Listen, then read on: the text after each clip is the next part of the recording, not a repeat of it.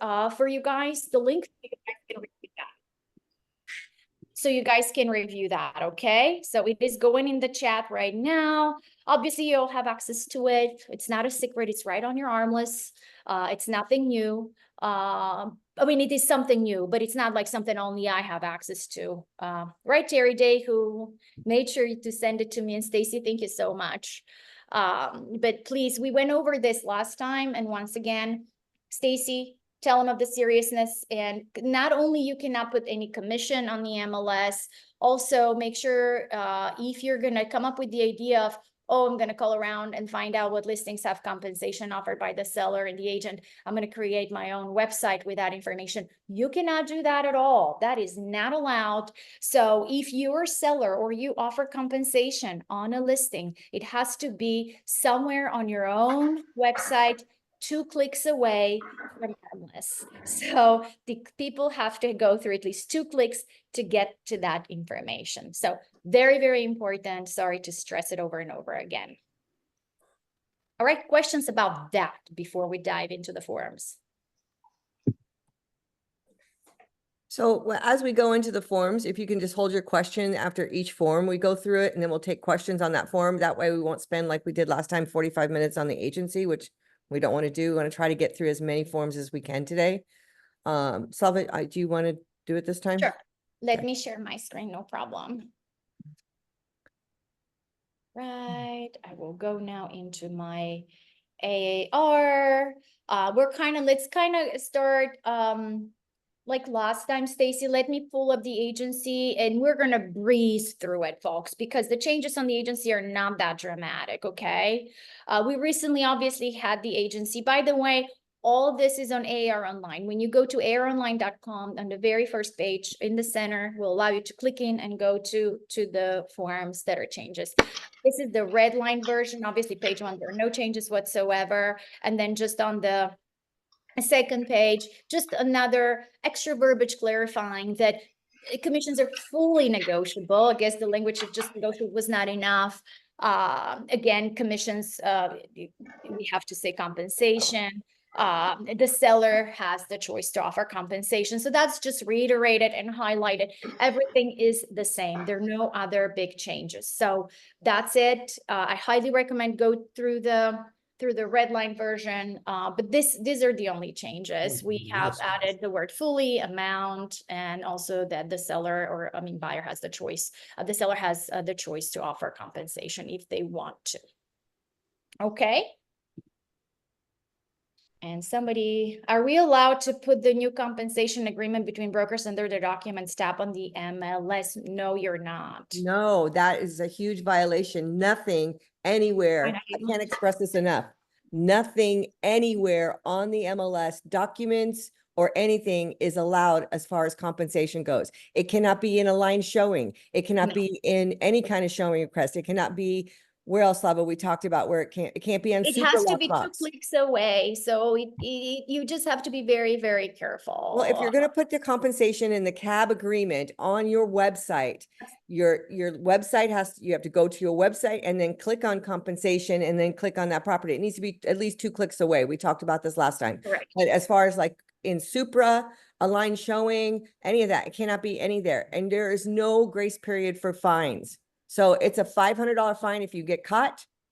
And there's no grace period. There's no, this is a warning, no warnings. No, you will just be swiping your credit card. Okay. Liliana's asking, do current listing need to be updated with this form? I would say no. If with the cab form?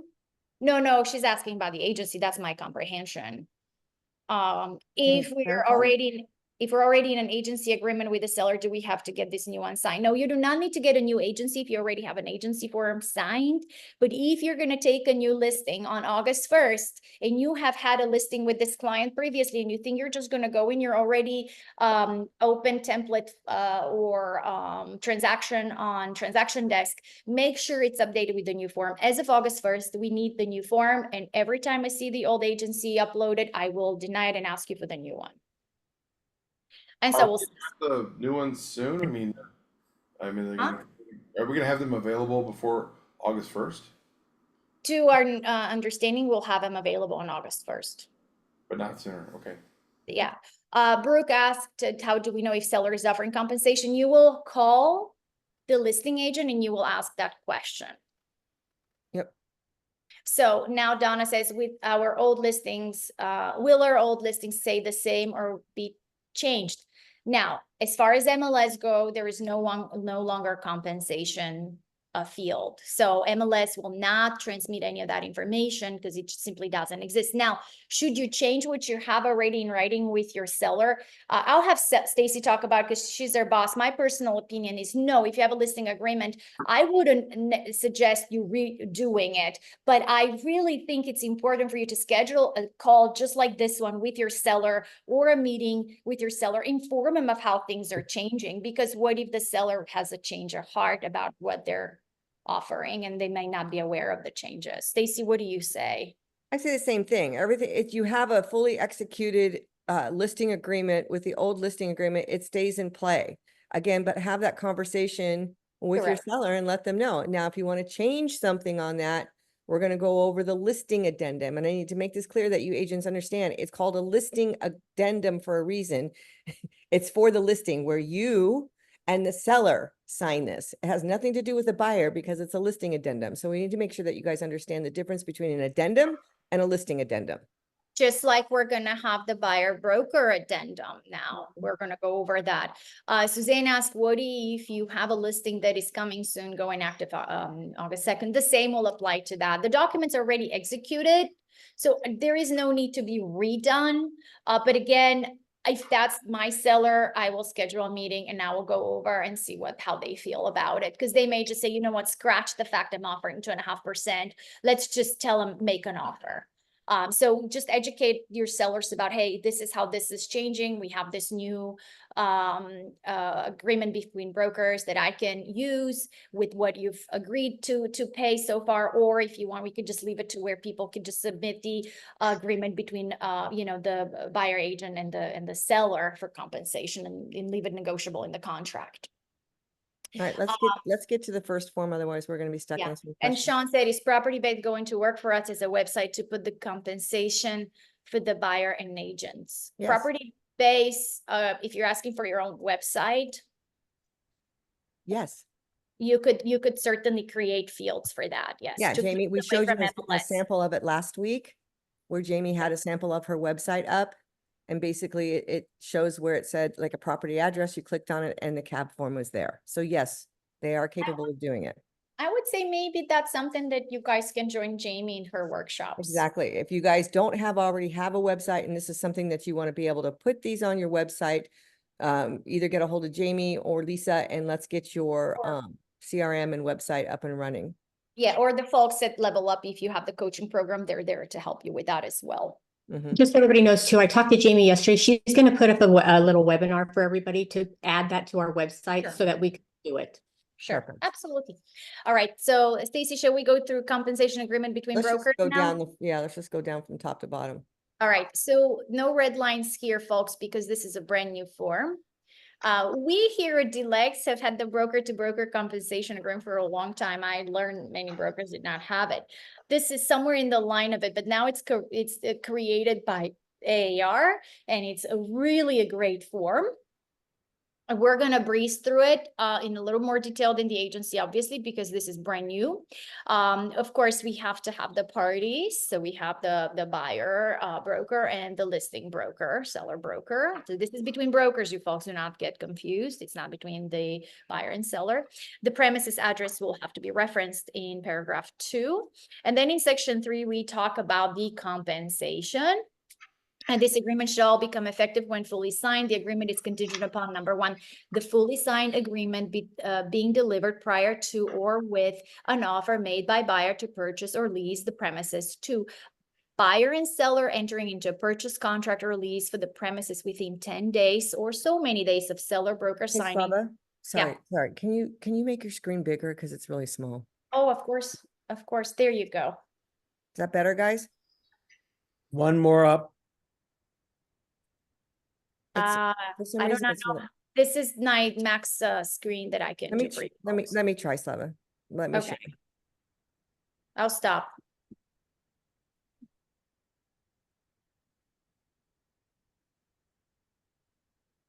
The other thing we can do, if you guys need like to zoom in and stuff, is this Better. better? Oh my gosh, that's too big. No, Ah, not for us old people. Okay, well, I guess bigger is better. bigger is better today. All right, 2, buyer and seller entering into purchase contract or lease for premises within 10 days or so many days of seller broker signing this agreement if applicable, or 3, buyer closing escrow to purchase the premises pursuant to the purchase contract. The broker compensation will be outlined as follows. Then it says, check any that apply and fill in the compensation. So for a sale, you have again the option of percentage or a set dollar amount. And then compensation to buyer broker is earned and payable when buyer or any entity owned or controlled by buyer closes escrow on a purchase or exchange of the premises, and buyer broker represents buyer in such transaction as indicated on the purchase contract. Any escrow closing agent may pay buyer broker compensation from seller broker's compensation at close of escrow. And then the same goes to a lease, with the difference, obviously, commissions earned when the lease is executed, because there is no close of escrow with leases.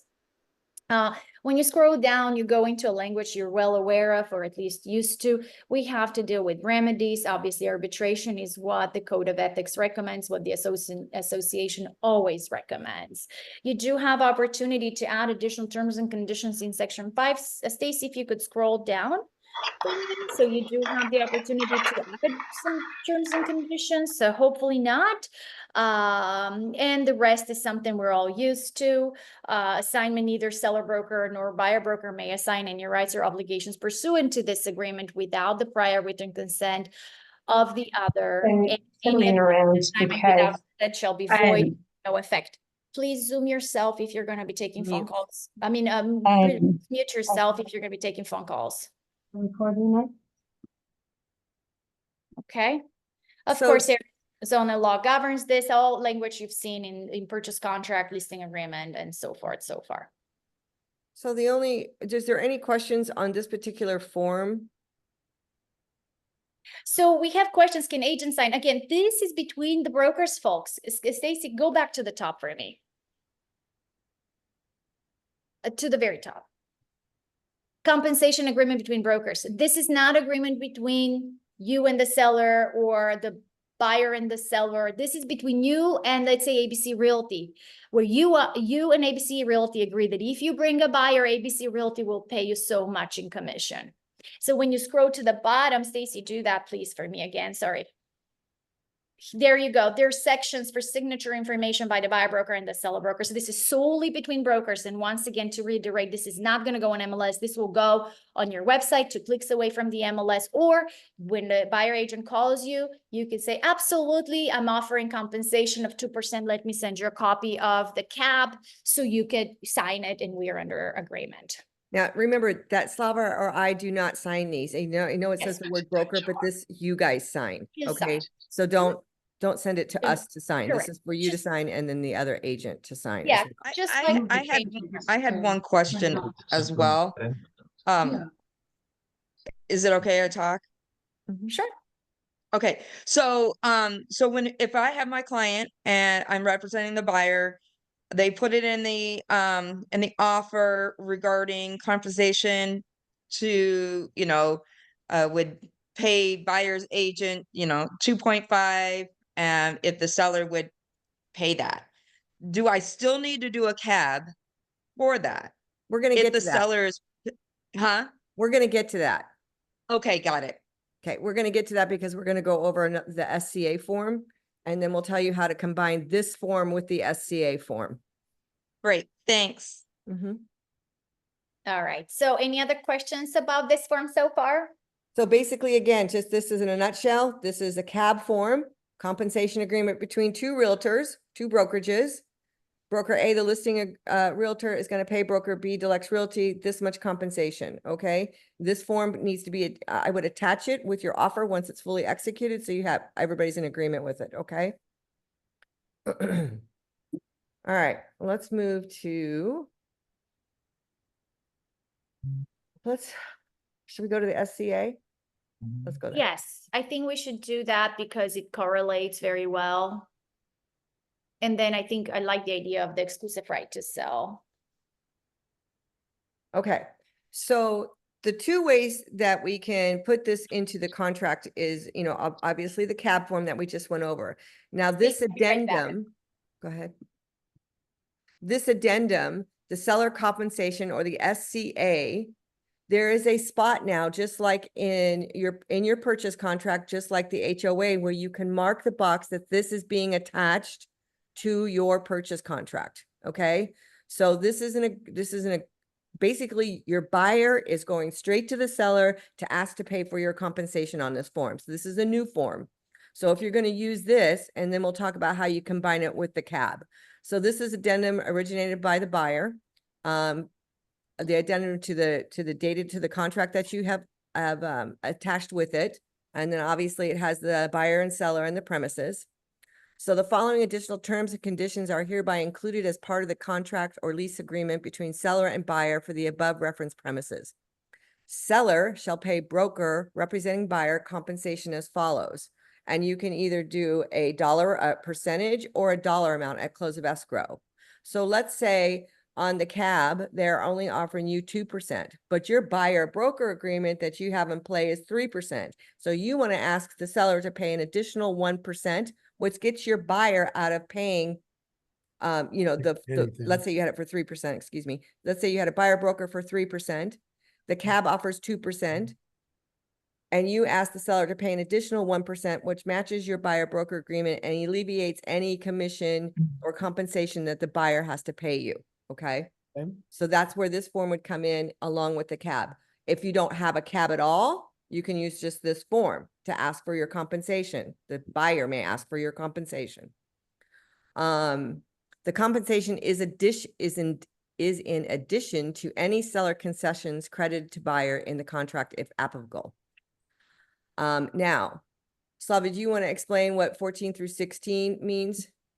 Well, this is kind of what you were just saying. So pursuant to a separate written agreement, seller broker has agreed to compensate buyer broker the amount of such percentage or a dollar amount, which is independent and in addition to the compensation of this addendum. So in other words, if let's say the listing broker said, I'll pay you 1%, but you have a buyer broker with the buyer for 3%, you can use this form to ask for that other 2% to come from the seller. So in the event of having a cap, you could use this to ask for additional percentage from the seller to be paid to you. That's what this language is for. What we say is if you do not have a cap, obviously we've coached you how to ask for compensation in the purchase contract. This addendum comes in super handy. That's what you should use from now on when you make an offer. If you do not have a cap, or if in that cap form the commission's not enough, you should supply any offer with this form. This addendum provides the undersigned written consent for buyer broker to receive compensation from more than one party to the transaction, basically saying that you can still get paid by the buyer and you can get paid by the seller. You can get paid by multiple parties as long as the commission doesn't exceed what's listed on the buyer broker agreement, and we'll go over that next. I want to highlight lines 19 through 21. Seller and buyer explicitly intend brokers to be direct third-party beneficiaries of the contract and or lease agreement pursuant to this addendum in either section 8F or section 9G of the contract. Just to remind you guys, 9G pertains to commercial contracts. Barry and Lisa Ross, the provisions of this addendum shall survive close of escrow. So we are now recognized as direct third-party beneficiaries of the contract. We are not parties to the contract, folks. But if this agreement is implemented into the contract, we are third-party beneficiaries. Yeah. Okay, there could be, obviously, there's always room for some additional terms and conditions. And of course, this form has to be signed by the seller and the buyer, or the landlord and the tenant, because this form is between the parties where the seller said, seller, agreed to pay your buyer broker so much. Also, if you're the listing agent and you don't want to pay what's on here, the sellers do not want to pay what's on this form, you would use the counter offer to counter that. Okay. And make sure you word it correctly. Seller, not just compensation, we want to mark the box seller agrees to pay 1% instead of 2% to the buyer Correct. broker Correct. on a This counter will offer. be part of the purchase contract, folks. Yep. Stacy, Kim Alton asked if you could scroll up to show the name of the form. Oh, it is a SCA or seller compensation addendum. And again, there's a box we'll show you on the purchase contract that you can mark this as part of the contract. And you want to make sure and mark it, because if you don't mark it, it could be not part of the contract, just like the HOA. We got to make sure we mark those boxes as well. Yeah, you gotta mark those boxes. Just like we've been annoyed when we see someone to mark the market conditions advisory, now all of a sudden it becomes contractual document, but this isn't Exactly. it. This All right, has. let's go. There's a couple questions. Yes, I think Michelle, we go further. Can agents don't sign this form. Is that this You know, it's form between you the guys are talking parties, about? right? this This is is- between the buyer and the seller. The previous form, get used to, you hear that word a lot, CAB, CABB. That is between the brokers because it's compensation agreement between brokers. That's why it's CAB, CABB. This is seller compensation addendum. This is only between the seller and the buyer, landlord and tenant, because this is where the seller will agree to pay the buyer's representative a certain dollar amount. Correct. I think those were questions from before, my fault. Yeah, I think so, Donna's, yeah. If I have a current listing, do I need to have a seller sign a CAB? If you, I mean, I would say yes. Well, the Stacy. sellers don't sign the cap, Slava.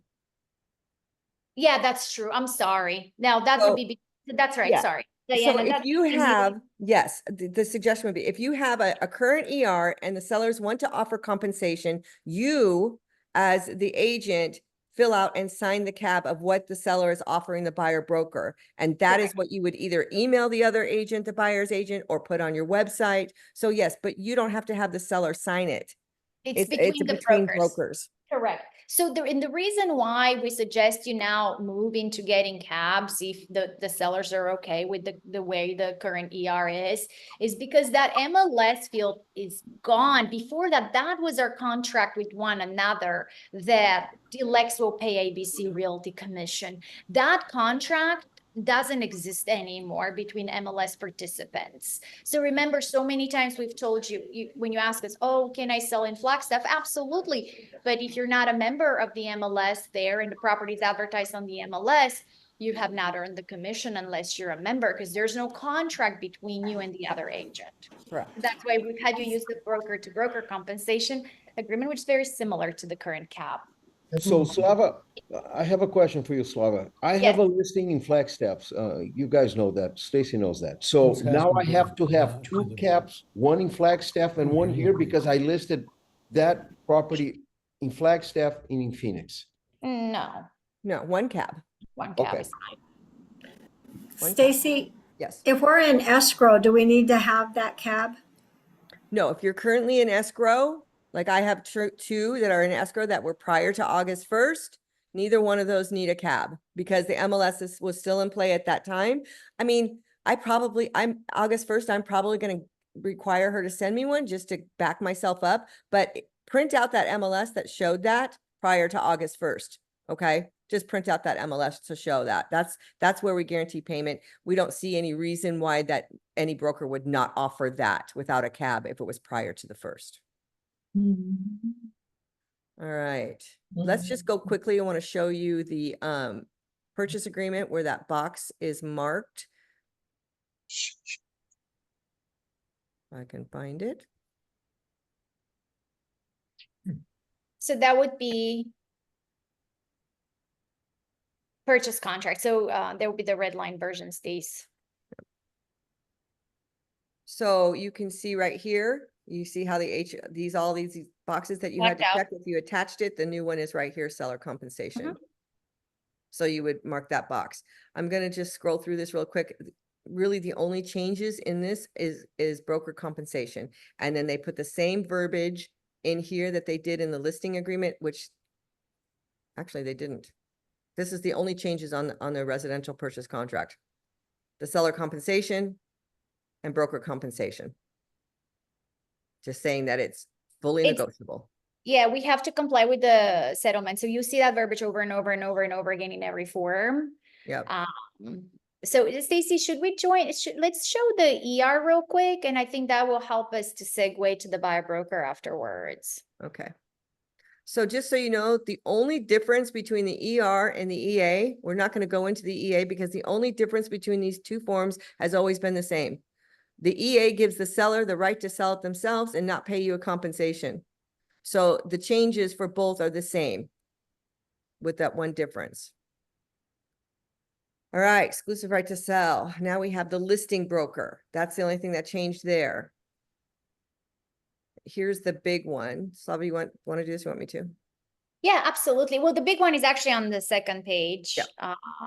Well, actually, price, yeah, this is the price and the term. So remember, this is typical, you know, to have a valid contract, the price has to be here, the term has to be there from a start date to an end date. As you can see, a listing broker has been added. So let's go to the back one. That will be the one that's on fire. Right on top, once again, you have that very typical verb, but you're going to see over and over again that compensation is not set by any law, board, association. There's no like a realtor standard thing. Okay. Now, when you go down there, now we're talking compensation. You see how the retainer language is completely different. That retainer doesn't always apply, right? But if you choose to charge your seller retainer, here's how it goes. Owner agrees to pay listing broker a non-refundable retainer fee in the amount of so many dollars within so many days. 5 days is what they've put in, but you could change it to a different amount of days of execution of this agreement, which is earned when paid for initial consultation, research, or other services. This fee shall or shall not be credited against the listing broker compensation. So awesome language, if you ask me. And then we go down into so-called commissions, now compensations, listing broker compensation. If listing broker produces a ready, willing, and able buyer or tenant in accordance with this agreement, or if a sale or rental of the premises is made by owner or through any other broker or otherwise during the term of this agreement, owner agrees to pay listing broker compensation as follows. So you see that total commission removed. Now we have to regroup ourselves and forget about the idea of total commission. Up till yesterday, we were teaching you that that line is for total commission paid to you. What you pay to the buyer broker goes below. That doesn't exist anymore. Now it's separated. Now the seller is going to pay you a commission you agree for. On line 46 will be your commission only. Your only. So only the commission to Stacy will go there. It could be a percentage or a dollar amount. Then below there, pay attention to line 48 and 49. Now we have language on where we could say, hey, seller, if I get an unrepresented buyer, because we're going to have a lot of those, I have to do all the work for their paperwork. So therefore, I'm going to ask for you to compensate me an additional 0.5% or 1% or additional $1,000 for the fact I have to draft their paperwork as well. Now, when we say draft paperwork, do not get confused. You're not going to advise them of the contract. You're not going to draft their cure notices or any of that, but you will have to draft this very agreement first, for instance. So you have now that language where you could charge the seller a certain dollar amount for that work you're going to do. Which would be on top of line 46. So if Correct. you charge 3% on 46 and you want an additional 1 or 2 or whatever percent on 48, that's on top of it. So then your total commission earned, if you had an unrepresented seller, would be the total of both lines 48 and 46. Yes. And then goes the buyer broker commission, which is again separate. Okay. Owner authorizes listing broker to communicate an offer. of compensation. tiga sendok ya. Okay, please mute yourself, Jimmy. Okay. I got it. Owner authorized listing agent to commute an offer of compensation to a prospective buyer broker in the amount of percentage or dollar amount. And then it's highlighted offer amount. So when we see this offer amount language below in the verbiage we're going to go over, keep in mind, this is not offer amount for the purchase price. This is offer amount of compensation to buyer broker. Okay. Owner authorization includes consent for the listing broker to enter into an agreement with the prospective buyer broker to compensate the broker if they represent the buyer of the premises. In such circumstances, owner shall provide listing broker the funds necessary to pay the agreed upon buyer broker compensation not to exceed the offer amount. Again, offer amount is the the compensation agreed upon above here. Owner shall also pay listing broker the offer amount as additional compensation if any agent of listing broker represents the buyer for the premises. So if you tap into dual agency, you have earned that buyer broker compensation. Remember, they're all separate. Listing agent compensation for writing docs for unrepresented buyer, and compensation for buyer broker. Okay, 3 separate fees. Owner acknowledges the buyer broker represents the interest of the buyer and not the interest of the owner. In a transaction, unless the agent of listing broker represents both owner and buyer under limited presentation, so-called dual agency, as described in section 6. Owner also acknowledges that buyer broker may credit part or all of their commission to the buyer. All So right. now we have it spelled out clearly what's going on. If I have an unrepresented buyer, I get this much. If I come in and I do limited representation, I get this much. If it's just me and you're not paying anybody else, I get this much. Correct. So as then you can see, we have some language that's removed, and then we go into the additional broker compensation for leases. So remember, the difference here is, again, commission here is earned once a lease agreement is signed, it's executed. We do have the opportunity to get compensated for in the event an unrepresented tenant is in the picture. It's the same thing, just separated for rentals. Correct. Just like we had on the previous ER when we have both sections, one for sale and one for rent, it's the same thing here. And again, you see how the old language is completely removed. Right. And again, here, it's still, if you're doing dual agency, it's Yeah. separate. Yep. And then the other changes obviously are just the word listing and compensation throughout this form. Hey, it will take us a while to change our vocabulary on commission. I tell you, I stress it all the time. And then I say commission. I'm like, it's just something we've been saying for, I don't know, for me, it's 20 years. I don't know about you guys, but it's in my brain. It's the one thing I can calculate without a calculator. And again, the same verbiage is here. Well, no, that's the Sorry, verb. this is new verbiage. No, that's the one. So what this says is that the parties that sign here, the seller agrees not to sue you in a class action suit. Yep. But that's what this is. So the parties agree that any and all disputes or claims will be brought in the party's individual capacity, and not as a plaintiff or class member in any purported class, collective, representative, or other consolidated proceeding.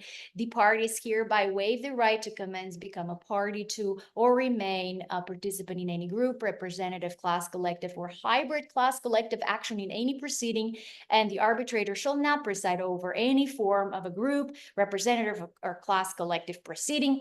Whew. All right, cool verbiage. Let's see if that stands in court. And hopefully we never know. Right.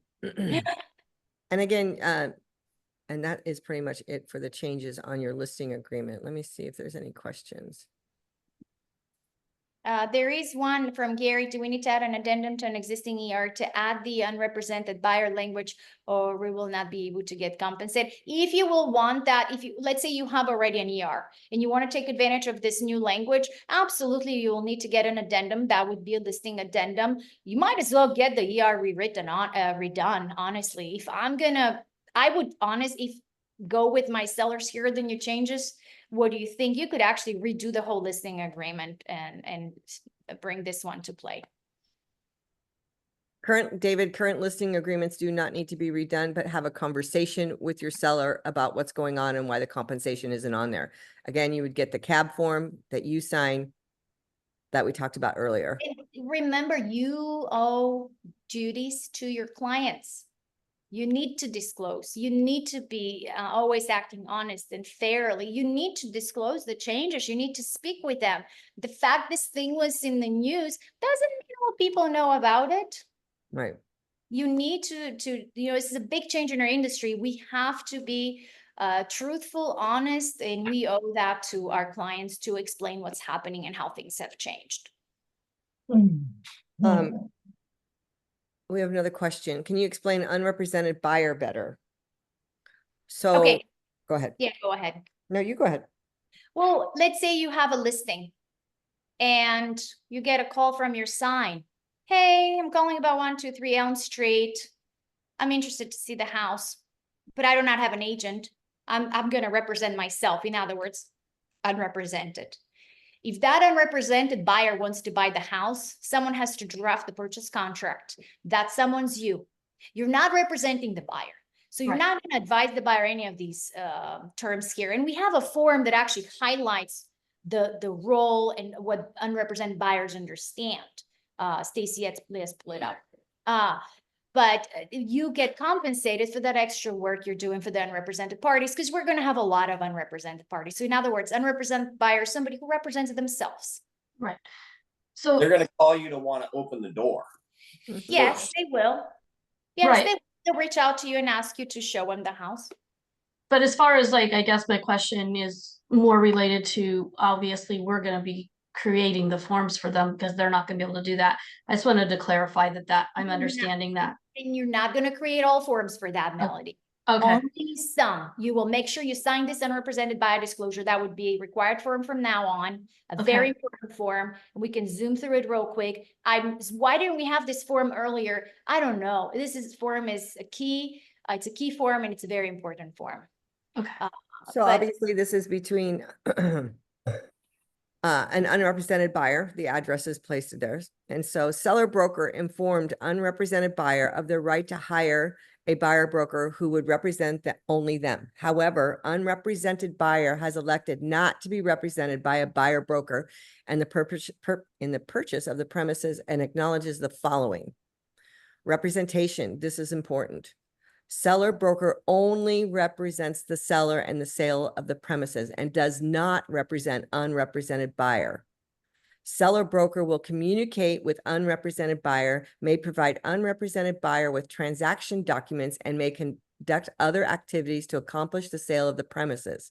However, all such activities are performed solely on the behalf of the seller to facilitate the successful sale of their premises, and not for the benefit of the unrepresented buyer, and does not create an agency relationship. So basically, you just facilitate on behalf of the seller. Real estate agency disclosure and election, the ready form, the unrepresented buyer should review and sign the ready form, acknowledging that the seller broker only represents the seller and not the unrepresented buyer. So we're still going to do the agency form. Before we had this document where we marked the box in the buyer section that I represent the seller as the seller's broker and have the buyer sign it. Fiduciary duties to the seller. Seller broker owes fiduciary duties to the seller of loyalty, obedience, disclosure, confidentiality, and accounting. Because seller broker has a duty to disclose information to seller, unrepresented buyer should not disclose any confidential information to seller broker who is obligated to convey the information to seller. What's a good example of that, Slava? Like divorce? Anything, yeah. So if if there's any material fact, you owe disclosure to either party, by the way, just like you owe the honesty and you have to deal fairly. So any material fact, not anything, obviously you own confidentiality to the seller. Right. Stacy, I guess, yeah, divorce is a great Divorce would be a good one. Or let's say the buyer said to you that I bought a car. I don't think I can qualify for the loan. You need to tell the seller. That's who you represent. Absolutely. Just like the buyer owes that disclosure as per the contract, they have the duty to disclose as well, just like the seller has the duty to disclose. And of course, vice versa, you in this case obviously represent the seller. So there's certain things you will have to disclose to the buyer if it's of Which would be material facts. Obviously, like if there's a leak that just occurred, or if something pops up on the, find it something to do with like maybe tax liens, things like that, that will prohibit the closing or delay the closing, or anything that is of material essence. Fiduciary duties to the seller. Seller broker owes fiduciary duties to the seller of, I already sent that one, sorry. Fair dealing. Seller broker shall be honest and truthful to unrepresented buyer and deal fairly with them. However, the duty to deal fairly does not include giving advice to unrepresented buyer on the steps that they should take to protect their own interests, provided interpretation of the contract terms, or notify them of deadlines. These buyers are unrepresented. They need to know this contract. You are under no obligation to say you got 10 days to do your inspection. That's not your Yes, job. not your job. And just like someone asked me, oh, can I write this is unrepresented buyer or seller? I don't remember the situation, but can I draft the cure notice for that party? No, you don't represent them. It's their job to understand this. The fact they're not licensed, the fact they don't understand, it's on them. They willingly entered into this contract unrepresented, believing they know what they're doing. Let them figure it out. You have fiduciary duties to the party you represent. In this very case will be the seller. So if the buyer is doing something because they do not know what they're doing, it's not your job to explain to them. Let them learn their lesson. It's hard to do. Exactly. It's not our job. We don't represent them. Right. Unrepresented buyer acknowledges that the statements made by seller have not been independently verified by seller's broker, and seller broker is not responsible for seller's representations. Due diligence, unrepresented buyer acknowledges it is their responsibility to protect their own interest and encourage to hire their own professionals to advise them in matters of real estate, inspection, contract timelines, financing, zoning, laws, tax, insurance, or any other area that deem appropriate to assist them in purchasing the premises. Unrepresented buyer assumes all risks should they choose not to hire a professional to assist them in purchasing the premises. So I'm telling you, if you get this and then these buyers come back to you later and say, your seller didn't disclose this and they didn't do a home inspection, this document's going to save you. Yes, Because I love the reader. they are 100% responsible for the actions that they have chosen to do, not have somebody represent them. This would be a good form to show to a potential buyer that, let's say you have somebody says, you know what, I'm just going to go to the listing agent. I'm going to have them write the contract. Send this document to that buyer and say, do you realize what you're getting into? That seller's agent is not going to help you one bit. Correct. You better know that contract like a realtor. Yeah, you need to know it very well. The more you sit with your prospective clients and you explain these forms paragraph for paragraph, the more you will learn the forms, because it's not just filling in the blanks, guys. Matt says, expanding on that, will the legs be offering any type of a class in near future, which will expand on the scenario strategies? And yes, we do classes all the time. Every week, all sorts of scenarios that we handle, all sorts of so-called pitfalls in here. Absolutely, yeah. Yeah, as they come to our fruition through naturally putting in contracts together and the pitfalls that we see that are coming through, we will absolutely put a class together and talk about it. Remember, we have the first Tuesday of every month is always a class on whatever topic we decide that's happening right now. And then the third Thursday is always straight talk, where we're going to come up with those things. That's every single month. And in addition, of course, everything else that we do, right? We have armless classes for you guys. Those will be focusing on the changes as well. And just like tomorrow, the luxury event will be all about this also. All right. We went through that. We went through the agency. Buy a broker. Okay. What do you think? I think naturally we should do the buy a broker. Do it. Let's see. We're not going to do the buyer broker agreement to show, because we don't think it's in your best interest to use that document. It's not exclusive and it's not an employment agreement. If you start using this document just to show homes, you're going to be driving your car, wasting your gas, and not getting paid for anything. I think this form is more for showing agents that are like on a team, where their team pays them to show these homes, where it's not coming from the buyer. So we want you to use the buyer broker exclusive employment agreement. Yeah. All right. Do you want me to do it? Or do you want to do it? Yeah, you go ahead. I'm just going to respond to Shay Cinnamon here. All right. This buyer, obviously, it's signed by the buyer and you. This is an agreement between you and the buyer. This buyer broker exclusive employment agreement is between the buyer and broker in consideration of broker's agreements to assist buyer to locate, negotiate, and facilitate the purchase of a property. Buyer gives broker exclusive and irrevocable right to represent the buyer in the purchase of the property during the term. Buyer acknowledges that signing more than one buyer broker exclusive employment agreement or similar agreements could make buyer liable to compensate multiple brokers. You must have a beginning and an end date. It's not valid without it. So line 9 and 10 must be filled out. Now, we had some pushback on, buyers not wanting to sign this. I don't know who you are. I don't know if I can work with you. Do one for a couple days and then see how you guys can work together. And if it works out, then you can either do a buyer broker addendum to extend that time frame, or you can do a new buyer broker agreement.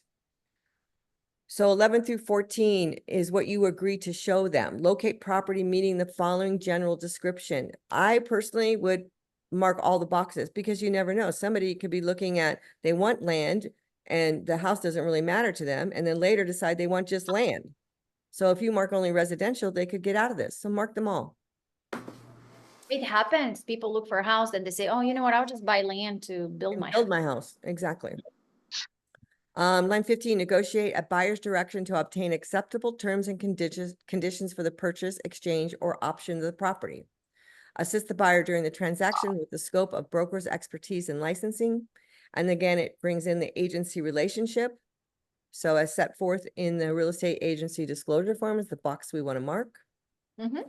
Property viewings, buyer agrees to work exclusively with the broker and be accompanied by broker on buyer's first visit to any property.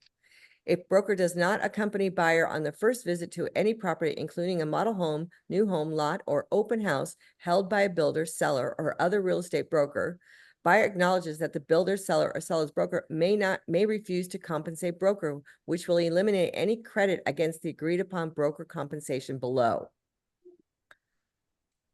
Buyer agrees to review the Arizona Department of Real Estate Buyer Advisory to assist in buyer's inspections and investigations.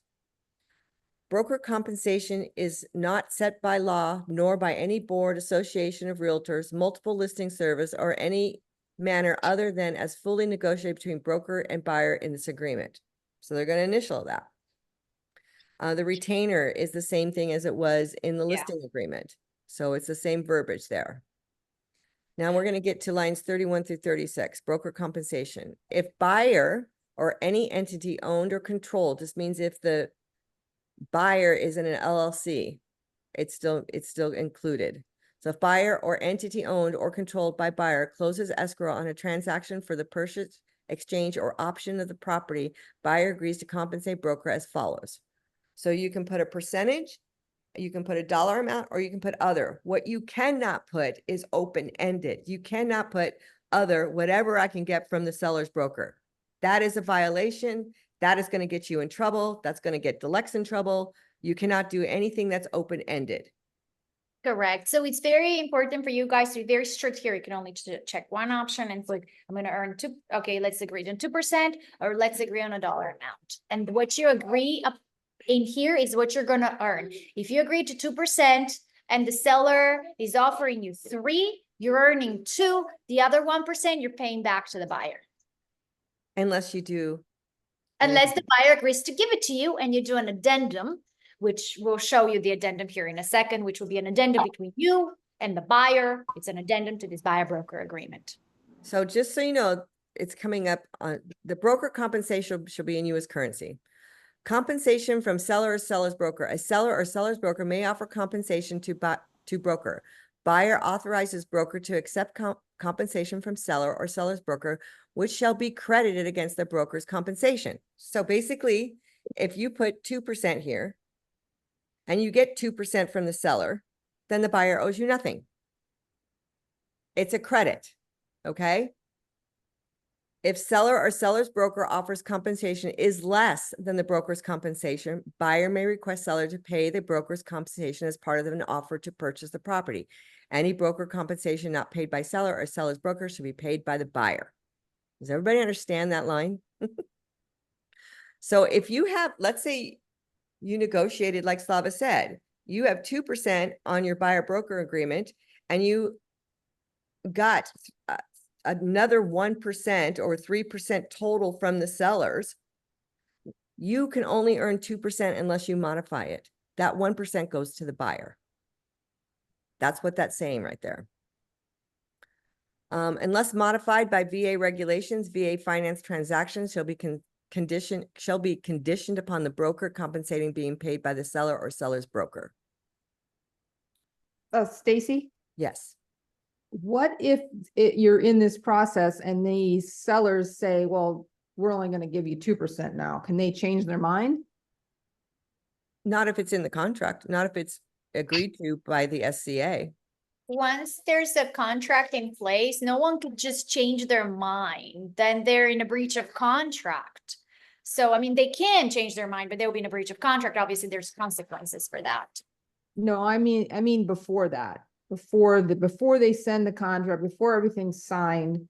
And we've got our buyer broker agreement signed saying we're gonna get 2%. And we've already sent, so before we even get that, we've got that other paper coming from them telling us how much they're gonna pay, correct? We have a cab saying they're gonna pay you 2.5%. We're gonna get that before we write up our contract, You correct? should, correct. Okay, what if you don't? Then you use the SCA form, which is the seller compensation agreement or addendum, saying that you negotiate straight with the seller. Like I just heard a video from EXP. They are not using or implementing the cab form. Okay, so that's just going to create everybody to use, what was it, Launch? Launch or EXP? I can't remember which one. I think it was EXP. Doesn't Um, matter. It doesn't matter. So if they Yeah, don't have a cab form, then you use the SCA, which goes directly into contract and you can negotiate it into the contract. Okay, And All by right. the way, I slightly got confused with your question, Elizabeth, so forgive me for that. But when you represent buyers, you must have buyer broker agreement. You must. It's It's a required. must. You cannot represent buyers without buyer broker agreement. Right, That's my big. question was on the Yeah. seller side, basically, like if the sellers originally were gonna say 2% or 3%, and could they lower it? They have- could if Verbal's you, nothing. not Verbal's verbally, but they could, Yes. they could change it in the contract. Correct. If it's verbal, you don't hold your breath. It means nothing. If it was set in writing, no. I mean, they could change their mind later, but they had their consequences. They'll be in a breach of contract. And we Okay. could go after them for it. Correct. Got it. Thank you. Stacy, I have a question on the one where it says mark one, either percentage, dollar, or other. On the other, could I say, okay, there's a flat fee of this amount and then like a 2%, 1%, 1.5%, something like that on the other? So this would be a good thing to, like, let's say you called a new build and you found out till the end of August, they were offering a $5,000 bonus. And you knew about it and you knew that your buyer wanted to look at that house. You could add the 3% that you know that they're offering here. And you could, or you could do the other, I'm sorry, Other. and mark it You only do 3%. other. Right, only other, 3% plus $5,000 through the end of August. But it would only be for that one builder. You could also do the buyer broker addendum, which we're going to go over next. It has to be a set amount. So Right. if it's going to include a bonus on other, you're going to say 3% plus $5,000 bonus or plus $5,000. That's all. That's it. So whatever that 3% is, let's say the 3% is 10,000, you will now be able to earn up to $15,000. It cannot be fluctuating at all. If this states 3% and there is a bonus later on, what you could do is implement an addendum to change the provision in here.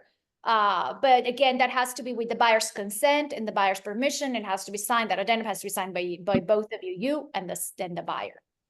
If the buyer says, no, I want that money to go towards my closing cost, there's nothing you can do. The additional amount will go back to the buyer. If the lender allows it, will go towards their closing cost. If the lender doesn't allow, it will go back to the seller. So when you use this, do not overcomplicate your minds with coulda, woulda, shoulda, or well, that could have been in the future. No one sees the future. These are imaginary amounts. When you fill out this form, you have an agreement with the buyer and you're saying, buyer, I'm willing to work with you for 3%. So do not clutter your mind with ideas of 4 or 5% and bonuses. Right. I did have a real quick question because I know they have to fill it out with on that the percent or how much for the buyer broker exclusive agreement. Say I want to do work for 2.5% and the seller's only saying I'm only going to do 2%. So my buyer has to come in with the additional 0.5 or half a point. And they don't have the funds to do that. So what happens in that situation? You will, if you agree to the 2%, you will do an addendum. the buyer broker addendum to reduce that to, and because they don't have it. If you, but you, that's also where you could add that SCA into the contract along with that cab, you know, to cover that extra 0.5% so that your buyer doesn't have to pay it.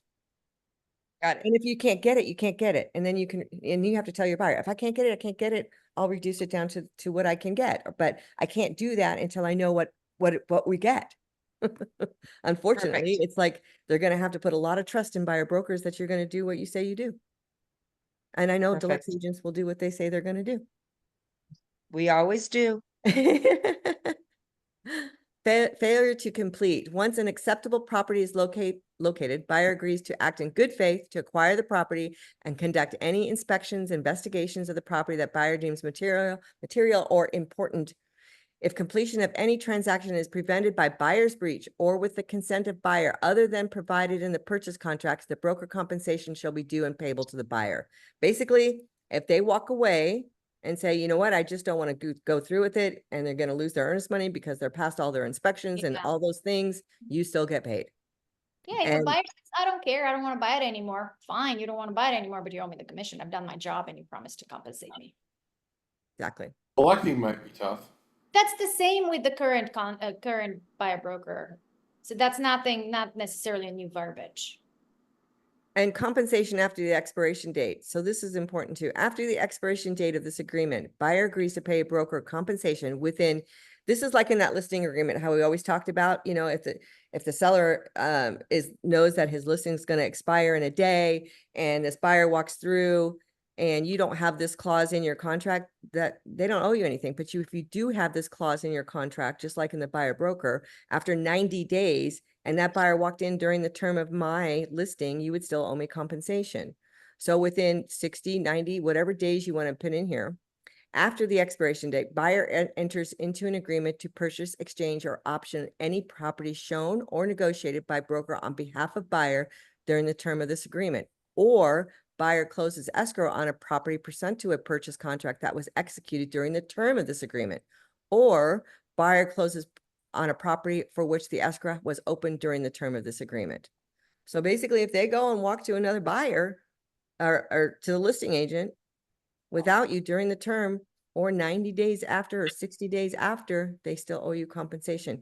How we're going to go about getting that, I don't know yet. Honestly, we're going to have to figure that out. You're But gonna have to call your attorney and file an action against that buyer. But remember, that clause only pertains unless the buyer has recruited another buyer broker. Very similar to the exclusive right to sell verbiage. Can Yeah, I ask you something, Stacy, Slava? On Yeah. line 49, okay. If the buyer does not, you are 10 days of closing, the buyer does not qualify anymore, is that considered a failure of completion? Because this line doesn't say that. That's in the event the buyer's in a breach of contract. What was that? hold on. Go ahead. If the buyer agrees to act in good faith, so the buyer owes you to act in good faith to you and the seller. If the buyer just chooses to not buy it because they just don't want to buy it anymore without a valid reason, they owe you the commission. Oh, okay. Now, if they get But denied, if they from acted loan, in good faith and can't get their loan, then no, they Correct. wouldn't owe you. I think Michelle's been having her Yep. hand raised. for a long Yes, she has. time. Go ahead. So I have a feeling this is going to happen a lot, and it happened to me yesterday.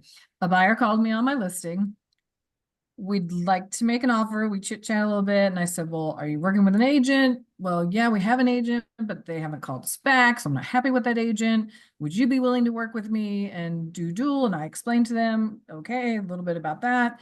And then I, throughout the conversation, proceeded to ask them if they had an agreement signed by this other agent, a buyer broker agreement. Well, I don't know. I'll have to look into that. I'm like, okay, well, and then I said, do you have a copy? Well, no, I don't have a copy. I just asked my agent. They said that we did, but I don't have a copy. I said, well, they're obligated to give you a copy. You might want to request a copy so you know what you signed. But perfect scenario, because now I think we're going to get this a lot. A lot of buyers don't know what they signed. They don't have a copy. Like theoretically, I could have wrote an offer. Yeah. You see what I'm getting at? Like, You could have, nothing stops you from writing that offer. so it really just would have been, I'm being too nice by saying you're going to owe two course. commissions, basically. Well, Go ahead, ahead. Stace. No, you go ahead. Well, I mean, these buyers, I mean, people, they should know what they're doing, right? So at the And end of again, that buyer agent on the other side is going to have to come after them. And, but you have to let them know, if you sign this, I can, they You could come after you. they, But nothing it's stops not, you're from, not obligated to dig into what this buyer signed. nor does the buyer owes you a copy of that agreement. If Exactly. they voluntarily sign in multiple agreements, it's on them. And this I form, think also buyers don't know what they get. They get an email or they get a hard copy, and people lose paperwork. They're not responsible. I mean, if the agent didn't send it to them though, that's That's on not the a valid agreement. So it's not even That's worth it. what I thought. Now, and that's one thing I was gonna say is you have to make sure your client gets a copy. And I would, even if you hand it to them in paper, you need to make sure they get an email, electronic copy so you can document it. Just scan it, please. You have a scanner right on your phone. Scan it. Maybe you're sitting with Right. someone who's a little bit older. They do not want to do electronic signatures, etc. You do paper right on the spot. Scan it with your phone. If you don't know how to use your phone scanner, which comes with your phone, especially if you're an iPhone user, bet you Androids are the same. Take a picture and email it. And follow up with an email, and not only email it to that buyer seller, CC yourself. You need to have a paper trail that you've done your job. So basically I should have just wrote the offer and not worry about it. Yes. I probably would have. Yep. I mean, I probably still can, but I just, yeah, okay. Again, Honestly, if they're we do have to educate buyers. Don't get me wrong. When you're representing a buyer, you need to say, listen, don't sign another one of these unless I let you out of this. And don't let other brokers make you sign another one. You have to educate these people. And because they're just not educated, they just don't know. They don't know what they don't know. And most first-time buyers don't know anything. I'm working with 2 right now, and I forget how much they don't know. I mean, you have to explain everything. I mean, think of how much we're learning, all right? Mm-hmm. Isn't there a way out of it if they're not getting responded to by their agent? I mean, Well, of course, we have duties here to each other. Like they owe us to tell us what they want to see. We owe them to show it to them. Their duties here. Of course, there's such thing called abandoning of a client. There's such thing as estrangement. There are ways for a buyer to get out of this agreement, just like there's a way for you to get out of this agreement if you work with someone who's wacko. can I make a suggestion on pitching this for people? What, Terry? I want to make a suggestion on the pitching for this because I think, it is new for all of us. And I rolled this out a little this morning with a prospect, but basically what I said is, look, the premise is, look, folks, starting August 1st, all of us realtors in the whole country have to change how we do our business. Now, this isn't the way I'd like to do business. I always figure I go meet people, we get a good relationship going, and I've sold $100 million of real estate doing it that way. But today, if we don't have a buyer broker agreement signed, we can be fined up to $15,000 and lose our ability to use the MLS for 30 days. So we can do a short one just to get to know each other, maybe 2, 3 weeks, 4 weeks, whatever. But then at that point, after that, we'll have a longer one. Anyways, somewhere in there is where my pitch is for it. I just think that, talking about the fact that we have to do this because it's the rule for everybody. It's a fine of up to $15,000 for us. Then at least they're hearing us, and we can work out the rest of the details. And if they do not want to sign it, they do not want to sign it. Okay, well, good luck to you. I'm here for you. If you change your mind, I'm happy to help you. Then you have to ask them why they don't want to sign it. Slava, can you talk about open houses when you get done? Barry, I know you saw, we can wrap up with open houses. You could sit as many open houses as you wish, my friend. There's no difference. You don't have to have a buyer broker agreement for you to show an open house when you're sitting there at open house. Now, if they ask you to represent them, then you get a buyer broker agreement. If they say, show me other houses in the neighborhood, then you will have to get the buyer broker agreement, or you could use that buyer showing form, but we do not recommend it because it's not gonna help you if they choose to buy a house and not use, you're not gonna get paid. So make sure you don't work for free. Therefore, we highly recommend use the buyer broker agreement, but open houses, sit all you want. Yep. Hey, girls. Yes. I can't believe we have this many people on where we couldn't get in. Hey guys, congratulations to you with the amount of people on this thing. I've never seen this many people on something ever, but I missed some stuff because I joined late because I've been trying like every 10 minutes. Okay. But on August 1st or by August 17th, if we have contracts in effect with, I guess, under contract for my listings or buyers, do we have to change anything, any forms? Do we have, where all the old forms will be in effect? Correct. Nothing changed. I would recommend printing off the MLS if you're representing a buyer prior to August 1st to show our compensation that they had, you know, print those MLSs off prior so that if we have to go after them for some reason, Right. they would have to make those changes. The listing agents would have to make any changes prior to August 1st on compensation on there. So that's why you need to print it off Okay, before that that. was my, okay, thanks. Thank you, ladies. Just remember, the fact there are changes in our industry is not gonna automatically wipe out what's in writing already. Correct. Those previous agreements will stay in full effect, but we owe it to our clients to inform of the changes so they can make some sound decisions here. Obviously, they cannot backtrack from their agreement, but you know how it is with clients. We often, you know, we just do things to make them happy because it's not a one-time gig. Brooke. Okay, so I have a question. So like I was out of town and a buyer asked me to, or I'm sorry, the buyer's agent was out of town. And so she asked me if I could show her buyers my listing. Is that something we're still allowed to do, or is that like a no-go anymore? I'll be honest, Brooke, I got distracted. Stacey, go ahead. Well, I mean, you want to get it sold. She asked if the buyer's agent said she's out of town, can you show my client her listing? I wouldn't necessarily. I mean, it depends on You how owe your listing, you owe the seller duties. duties. So you want to right. that. I just want to make sure I'm not going to get fined $500. No, you will not. You just open the door to someone else. Now, that buyer agent has promised to show him all property. So if I'm the buyer's agent, I'm going to send one of those showing assistant requests through Workspace. Say, can someone help me with the buyer? Exactly. I'll pay you. Okay, cool. So we can still like do that. We can still help each other out and like things like that. Yeah. Then. Yes. Correct.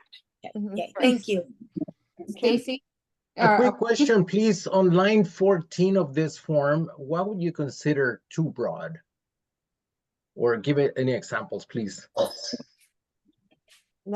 line 14, negotiated buyer's direction to obtain acceptable terms and conditions for purchase, exchange, or option of the property. So this is where you promise. line 14. Geographical areas, line 14, 1-4. Oh, 14, sorry, I misheard you. Well, maybe you have a buyer who wants to buy in Cave Creek, or you have a buyer who says, I really want to buy a home in Estancia or Vastancia or Paradise Valley. So you could specify geographical areas. But I wouldn't do that. That's too, if you want to make it more broad, you could put all of Arizona, because if you, let's say you want to ride up to Flagstaff, they change their mind, want to go to Flagstaff. And again, this goes in line with you negotiate terms. You're entering in an agreement with another party. If the other party says, no, I just want to look in Paradise Valley, can you just make this for Paradise Valley? You have no choice, right? You're not saying, no, let's just not do it. You could say, let's do Paradise Valley in Scottsdale because it borders. You could even specify goats. You could specify a community for that matter. But we're licensed in the state of Arizona, so wouldn't we want to stay broad? I would, if I was going to put that in there, I would put Arizona.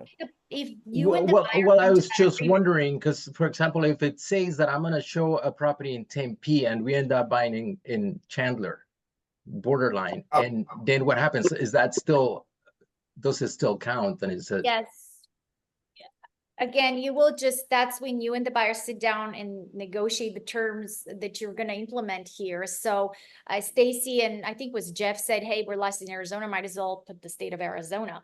But if the buyer says, no, under no circumstance, I'm going to agree to that. What do? You negotiate. That's your job to negotiate, right? So you're going to negotiate and say, okay, let's do Phoenix Maricopa County. Let's Maricopa County, or, you know what I mean? And it gives you an opportunity to even zoom in, and you could say, okay, it's going to be only the Ocotillo area in Chandler, if that's what the buyer wants. I don't think that that's going to be something a buyer's going to look at. I would probably not worry about that particular line. But I have a question on that. If the buyer says, no, I want to keep you to the west side of I-17, and then they sign another agreement with another agent that keeps them the east side of I-17,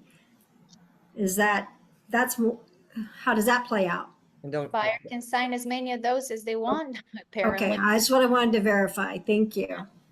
Slava or, yes. or Stacy, so on the MLS right now, it's showing 2%, say. And what if August 1st comes and my seller decides they want to lower their commission to 1%?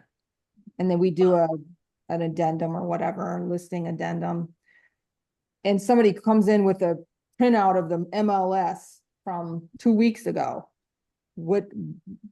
How would that flow? Well, Here's my comprehend, Stacy, go ahead and I'll share my thoughts. well, I mean, here's the thing, that's only valid if the contract was written prior to the change. Because it's just like anything.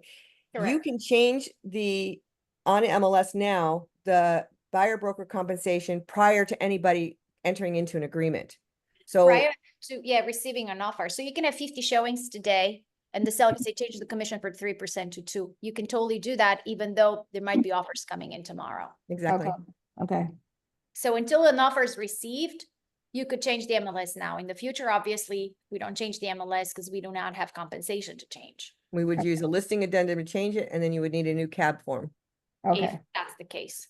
I just wondered if they had an old listing and they said, oh, I got this, it's 2%. No, the only reason I told Jeff to print it out is if you're already under contract. Yeah, that's what made me think of it. Okay. Kim? Yeah, just real quick. So if the buyer has to pay or compensate me, it came up with a meeting, a class that I was in. Sounds like you still have to get approval from lender. Repeat that question. Have you heard anything like that? Repeat that question one more time. So like if the buyer has to compensate me, does the lender have to approve that to make sure there's funds there, or how does that work? If the buyer has to compensate you, I don't think, that's a good question. That makes sense, right? Because it's money they're gonna have to account Sorry. for that's given to your deal. Wouldn't that have to be, the lender's gonna have to know that, right? That they have X amount that is not going, that's accountable for to pay somebody else. That makes sense. It kind Do of we have a makes sense. lender on the phone? Do we have a lender on the conference call here? Is anybody a lender that can answer that? One is on here, but Donna just responded. So we need to add this new form and all listing. Okay, that's different. Well, because she's a lender also. But no, first of all, that's not a concession. So that's really not part of the loan. So the funds are not coming from the loan. These are funds that the buyer is gonna supply additionally. Okay. So just keep that in mind. The funds is not coming from the loan. These are funds that the buyer additionally brings to the closing table. Okay. We need to make Thank sure our you. buyer is aware of that. This is an additional cost to you. Yeah. But it's not, it's gonna Just be like- on the HUD, obviously, but it's not gonna be, as long It's as not they have the related money, to the you're loan. fine. Yeah. Yeah, Hey, so it ladies, won't affect the, yeah.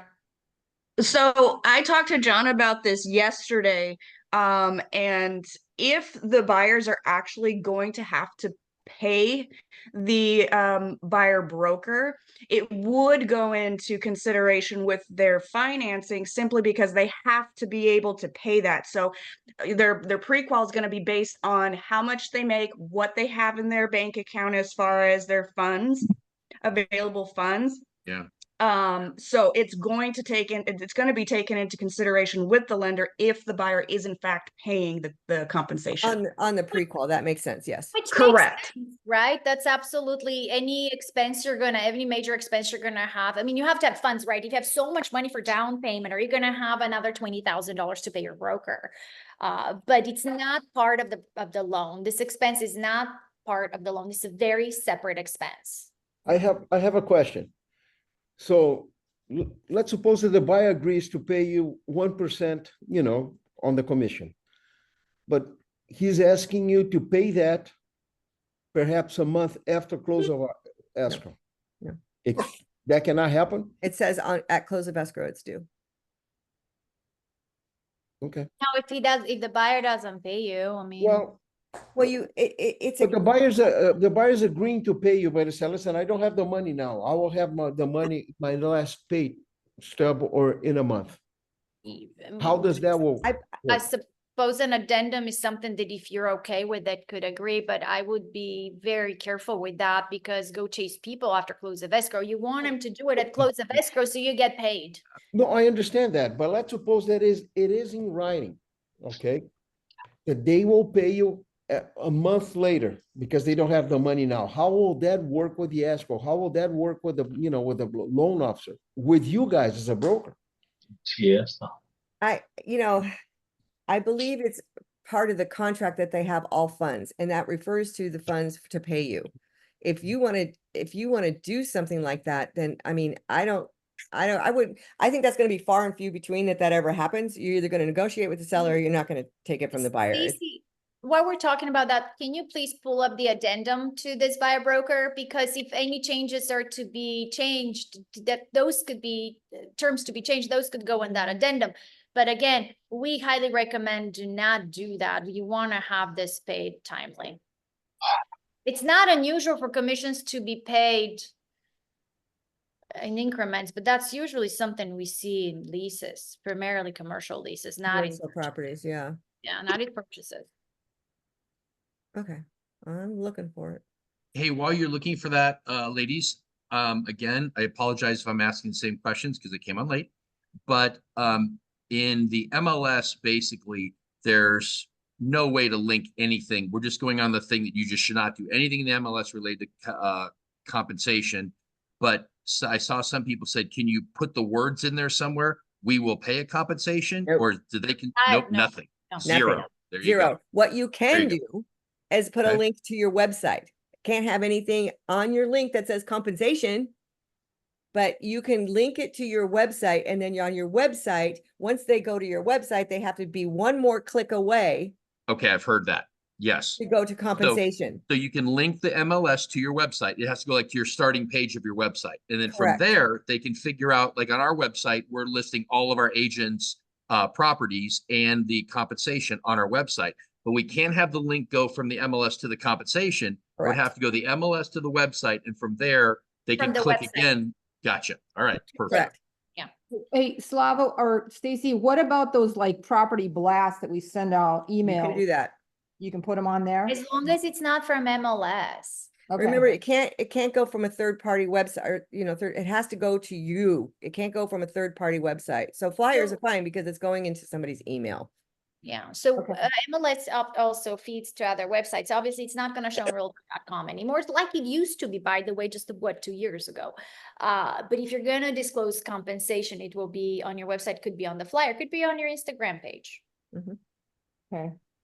So this is Oh, yeah. a buyer/tenant employment agreement addendum. So we talked about this last time, and we said that, if you, a good example would be, let's say you had 2% on your buyer broker agreement, and you were able to negotiate another 1% from the seller. But your buyer broker agreement only says 2. If you don't amend that 1% goes to the buyer per the buyer broker agreement. So you could use this to amend an increase, let's say that $5,000 bonus that you now came across. You can, add the $5,000 bonus to your amended buyer broker agreement. You can reduce your compensation from your buyer broker agreement on the addendum. Okay, so we made sure that you can go up or down or add things on this addendum per your buyer broker agreement. Okay, so this is a new form as well. And basically, it's just an addendum to change what your buyer broker agreement says. Like the terms of condition, I mean, the term of the form, you could, Extend it. Yeah, extend it, just like you can cancel it. You see that here coming in a little bit. You can amend the compensation. Mm-hmm. Okay. So, Go ahead. Stacy, a question on what you just said, and I understand this. So your buyer says, Jeff, I can pay you 2%. And I go into the amazing Kimberly Steddings listing, and she's like, Jeff, we're paying 1%. So I could, if I wanted to, go onto this and say, I'm now getting 3%, as long as I let both parties know that the buyer's paying me 2 and the seller's paying me 1, correct? No. I think as long as far as I followed, if the buyer broker says 2%, you're only earning 2%. Right. You If can't, the seller offering 1%, the buyer will have to pay you the other 1% to be. got it. You combine the two for the money that you had agreed on. Correct. Correct. Okay. Mm-hmm. So how would you raise the amount you're getting paid then? In here, broker here. compensation. So let's Right. say we talked about bonuses earlier. Let's say you are representing someone and you get, you have a buyer broker for 3%, but then you find out that the seller is offering $5,000 bonus. You will use this form to have the buyer agree for your compensation to increase to 3% plus the 5%, 5,000 Got bonus. it. Okay, This so is I'm gonna out take with your compensation, time, cancellation to all those changes, so you can, modify anything on here. And please do So- not see purchase contract addendum for this. Use this addendum. So on some deals, when we're doing with new builds, right, they have some sliding scales. So you put on your buyer broker that I would get 2.5%, 3%, but the Lennar is paying me 4.5%. You would Could modify. I get, I could get 4.5%, but the buyer doesn't have to come out with anything. I can't combine the deals to get 4.5%, but I could get the 4.5% if that's what Lennar is offering over You're over only the gonna 3%. you're only gonna get what the buyer broker states. Whatever that buyer broker states, that's all you're gonna get. If the But if buyer broker Lennar was paying 3%, 4.5%, I could put on the buyer broker, I'm gonna get 4.5% paid by Lennar. Not on the buyer broker No. agreement. no, It's paid by the buyer. Okay, it's paid by the buyer. So- If the Lennar Homes is offering extra commission, you have to talk to the buyer and say, listen, our agreement is for only 2%, but Lennar is offering 4%. Would you be willing? Is it okay with you if I earn that additional 2% they're offering? And if the buyer says yes, you're gonna use this form to increase the percentage from 2 to 4%. to 4. Mhm. Gotcha. But if Perfect. the buyer says no, that 2% will have to go to the buyer if the lender allows it. Mhm. That's why I said on the buyer broker agreement to put it higher and lower. Only because you can modify it, but I think if you start off higher and you earn that higher, you don't have to give it to them because they can get savvy. Buyers are gonna get savvy. They're gonna get smart to this form. And they're gonna go, well, wait a minute, it says here if you earn more than 2% that I get it. And they won't sign the addendum to increase it. Does that make sense? Yes. And again, well, someone's having fun. All right. Mhm. Let's see if there's anything in the chat because we're wrapping it I up have a right. question. Oh, go ahead. So in the buyer broker agreement on the section, I forgot the line. Can we write on there maximum or No. buyer broker agree to No. 3%, but no less than 2.5%? No, No, it has to be a set amount. This is a very important part of the settlement. It must be a set amount. So like we talked, it cannot be open-ended whatsoever. yeah, you have to be very clear that you and this buyer agreed to 3%. You're going to work for 3% and you have to not clutter your mind with the ideas of more money. Just, you have to know I'm No, working. but I'm saying like no less, put in the section right on there, but no less than 2.5. We can No, do that. it has to No. be a set amount. Remember, when you execute a purchase contract and you do an honor before, what do we tell you? You cannot have honor before close of escrow. It has to be a set date, so there is no lack of meeting of the minds. It's very much the same scenario. It has to be a set amount, $5,000, and that's all you're gonna earn. Okay, and what if we're already under contract, we're getting ready to close, and all of a sudden the buyer doesn't qualify because he doesn't have enough, he qualifies, but he doesn't have enough to pay our commission. Can we stop the closing? Because You're he doesn't have enough what he agreed to pay us? I don't see how we can stop the closing personally. I don't see how that would be ethical, and I don't see how we have the power to stop the closing. I'm gonna double check on that. That's a little bit of a market territory. Mm-hmm. I'd have to double check on it. But I just don't know how we can stop the closing. I have a question. If we do check the box in the contract and we've submitted the correct form, which I believe is a SCA. So now that's a portion of the contract and everything's at escrow.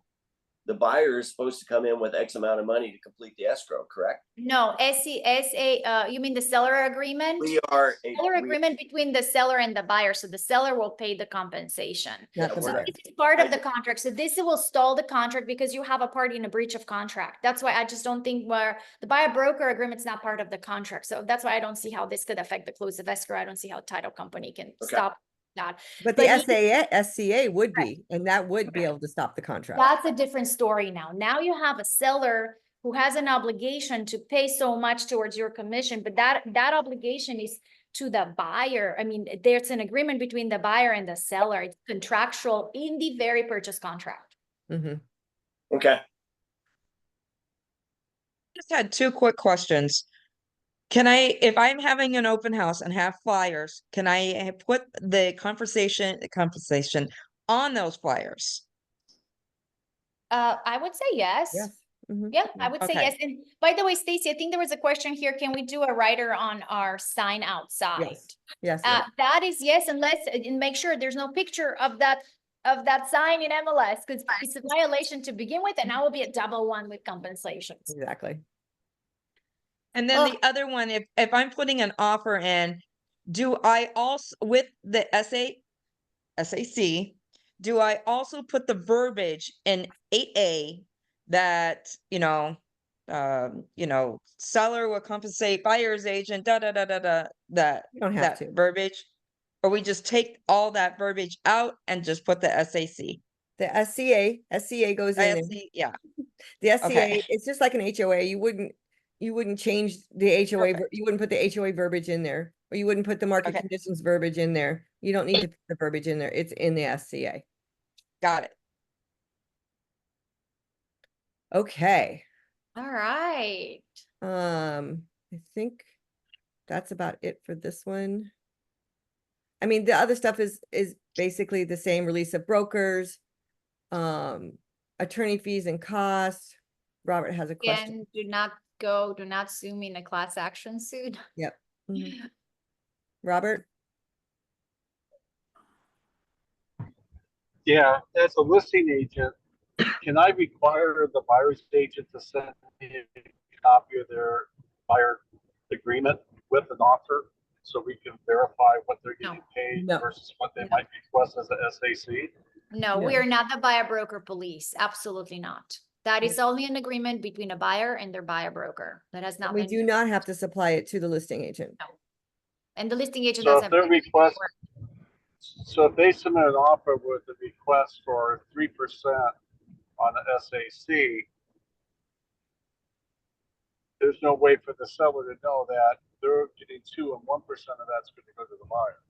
And no, and and again, I think if those get mixed up, it becomes too sticky, too messy, too complicated. So the buyer broker agreement with the buyer is only between the buyer broker and the buyer. There's nothing to do with the seller and the listing agent. It's all negotiations. If the seller is willing to give it, then you give it. It doesn't matter where it goes. You're allowed, but again, you can amend. If your buyer broker says 2% and you did get 3%, you can amend your buyer broker to take the full 3%. Yeah, and if you get 4% again from the seller, that extra 1% will go to the buyer if the lender allows it. If the lender doesn't allow it, it'll go back to the seller. It will go back to the seller. No one can earn it. So I think that if the buyer can't use it, they're going to sign an addendum to give it to you. Correct. And then guess what's going to happen? You're going to have those buyers. Can you give it back to me now under the table? Be prepared to say no. Be prepared to say no. That's a violation. Remember, if you do anything on the MLS with compensation, it's $500 out the door automatically. There is no waivers. Yeah. At least we don't have to worry about those buyers anymore. And they were like, hey, I'm going to work with you if you pay me half of the commission. But that doesn't work that way anymore. That's true. Yeah, sweet, right? Same with, when they, buyers want to work with listing agents. No, I get another fee. I get, I still have to get a buyer broker, if you're going to be unrepresented, I'm not giving you my money. We have to be very careful with those unrepresented buyers. Thank God we Yes. have that form. Thank God we have that form because I mean, we deal with unrepresented parties as it is, but it's really nice to have that form. Now, Stace, before we wrap it up, can I just mention what we, so when you work with tenants, we highly recommend you use the buyer broker agreement, but there is no mandatory requirement to have it in order to show tenants. Just keep in mind, if you show tenants and you do not have it, you don't get paid. So kind of like the same logic, have it signed in order to work with the parties, okay? So I went over and looked at all these other contracts and changes. They're very minute changes to the commercial, to the vacant land. They're all very, very minute. There is a new property management agreement. It's just basically saying that the It's have minor changes in here. minor changes in the property Yeah. management agreement as well. I would just, you could pull up the red line version, but they're super minor changes. So Expiration, goes so the from termination termination. to expiration. Yeah, they're very minor changes. The biggest change is now that we have a tenant broker agreement. So buyer broker, tenant broker, we don't have unrepresented tenant disclosure. Which is really weird Which because is that's where weird. the majority of them come from. So I'm sure Yeah. that's going to be coming soon. And we most likely will come soon because I actually caught myself during the property management class and I was like, wait a second, that just makes no sense to not have that form. And I called the legal hotline and he's like, oh my God, you're the first to ask. Of course, the legs has to stand out, right? So that's how the discussion happened on the unrepresented tenants. Yeah. So remember, try to get a cab, use the SCA. I mean, for me personally, you know, I want to use the if there's no cab, I'm excited. I want to use the SCA. I may use the SCA on every agreement every contract I do, you know, just so I can guarantee that I have my payment coming from the sellers. I bet you we're going to see those SCAs a lot. Just like I bet you almost every listing will have a cab. So girls, when we're doing rentals, you just said we do not have to necessarily have a buyer broker to sign to see rentals. I saw something that I thought it said we do, even on rentals, have to have buyer broker. You don't get paid if you don't have a buyer broker. Do we get paid with rentals even when we have a buyer broker? You do not get paid unless you have a buyer broker. So if you want to go schlep I around, meant the money's so small, it's just not even. Well, a lot of us just do it for yeah, free. I'm just kidding. Exactly. Yeah. Yeah. Okay. So yeah, but we don't Just need it. But remember- obviously, to get paid, we would have to have the buyer broker And included. they may change that again, when I called the legal hotline, and I don't remember if it was Rick Mack or who the lawyer was, he was like, yeah, that's new. But here's the requirement: always have a buyer broker, a tenant broker. This has to be something, the first thing we do along with the agency. And from that point on, of course, buyer advisor, tenant advisor, etc., educator parties that we work with. So just to give you guys a heads up, I'm going to be changing things in Workspace to add these documents that are going to be required. And you may see them come up prior to August 1st. That says required, just request an exemption. But after August 1st, they will no longer be allowed to request an exemption on to get through your transaction. But I have to implement them probably Monday and Tuesday. So these changes will come in Workspace, and then August 1st, obviously they'll be required. Yeah, and we have a lot of the same questions coming all the time. Like another question, do we have to physically remove the commission language from MLS? No, that field just simply disappears. We'll wake up and that would not exist. Griselda, you do not need to change any of your current agreements, but you have the duty to disclose all the changes to your client. And if your client wants to renegotiate terms with you, that's a different story. And at that point, you could use addendums or the listing addendum. Make sure we do I would, listing addendum. if I'm going to be renegotiating with the seller, might as well do the new ER. Yep. But you could use the listing addendum. Is there going to be any kind of like maybe checklist for different scenarios created? I saw something that I can put together. I will work on putting something together for kind of like this scenario requires this, this, and this. This scenario requires this, this, and this. This scenario, I can see if I can put something together. What we can maybe do is maybe schedule ourselves to do like a recorded little Zoom, 2 minutes on buy broker or something. Yeah, we'll do something. I have a question. We have another class coming up on Tuesday, day before it all happens. So you guys can come on and join again. Again, we're capped at 100 on our Zoom for some reason. I think it costs like too much money because we never have 100. So the one or two times that we do, it wasn't worth our time to add more. But we'll have another one and then we'll probably do it again the first Tuesday of the month and we're gonna go over it again. We'll keep going over this until you guys feel comfortable with it.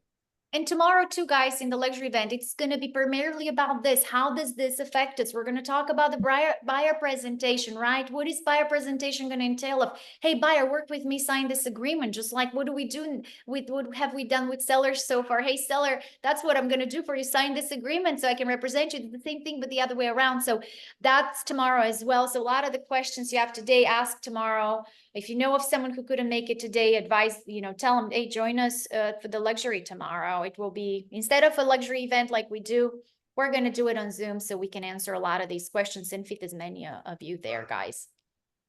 Also on Monday morning coffee for closers, this is like a constant topic of conversation with us too. So we are not answering broker questions because we are not broker. There's been people that have said things. I said, refer to Stacy and Slava.